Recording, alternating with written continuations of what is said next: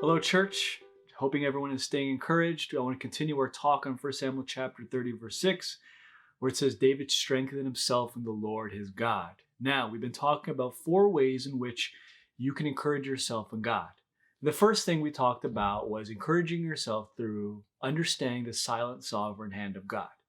The second clip we talked about was remembering past deliverances. And today, in our third clip, I want to talk to you guys about encouraging yourself through having the right perception, okay?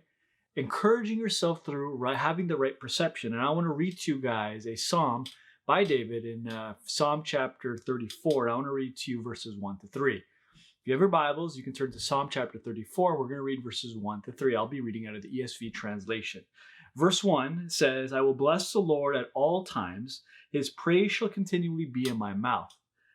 My soul makes his boast in the Lord. Let the humble hear and be glad. Verse 3, it says this, O magnify the Lord with me, and let us exalt his name together. Verse 3 again. O magnify the Lord with me, and let us exalt his name together. Now, what's very powerful about this verse is verse 1 and 2 talks about the personal pronoun of what David is talking about, where he says, I will bless the Lord. In verse 2, he says, my soul makes its boast in the Lord. And in verse 3, it all of a sudden talks about let us, in the plural, let us exalt his name together. So David is first talking about having him exalt his name in God, him desiring God. And all of a sudden it's a progression to verse 3 saying, let now us. First me, I need to exalt God. I need a magnifying God. All of a sudden at the very end, verse 3 talks about let us now. You see? A very powerful point that you can't give if you don't have it. You see, you cannot give something if you don't have it. I cannot give the right perception if I don't have the right perception. You see? So the thing is this, at the very end of verse 3, he says, let us exalt his name together. Now, he says, O magnify the Lord with me, David says. O magnify the Lord with me. Now the word magnify means to enlarge the object to the beholder, to the perception. So the thing is this, when you hear magnify, you think of a magnifying glass.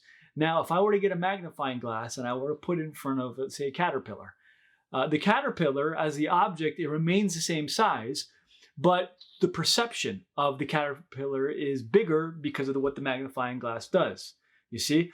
So what a magnifying glass does, it changes the perception to the beholder, but the object remains the same. So the thing is this, the object remains the same, but the perception changes. You see? The perception changes. When David is saying, oh, magnify the Lord with me, he's saying God remains the same, but we need a new perception of God. You see? So remember this. Encouragement and discouragement is always the result of a perception. You see? Encouragement or discouragement is always due to the perception of the beholder. If someone is discouraged, they might have a low view of God. If someone is encouraged, they have a proper view of God. You see? So the thing is this, we need to have the right perception when we view God, especially during times of discouragement. In Acts chapter 17, it says Paul and Silas, they were in prison. You know what they did? They got the magnifying glass and they put it on God. They had the right perception. And as a result, it says they started singing psalms and hymns. They were praising God while they were locked up in prison. Another verse is Philippians chapter 4, verse 4, where it says, David or Paul, he communicates to the people and he says, rejoice in the Lord always. And again, I say rejoice. Stop. Paul is in prison. He's locked up. Shouldn't he be discouraged? Well, it depends on his perception. Paul had the right perception. And as a result, he was able to magnify God. You see? The perception that you have of God is crucial to the encouragement of your heart or to your discouraged heart. The key to having an encouraged heart is having the right perception of God.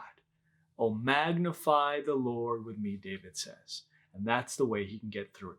That's the way David can get through a point where he's able to be encouraged in heart. I hope you find this encouraging. The third point we're talking about is how to encourage yourself in God, and it's through having the right perception. Love you all. Take care and God bless.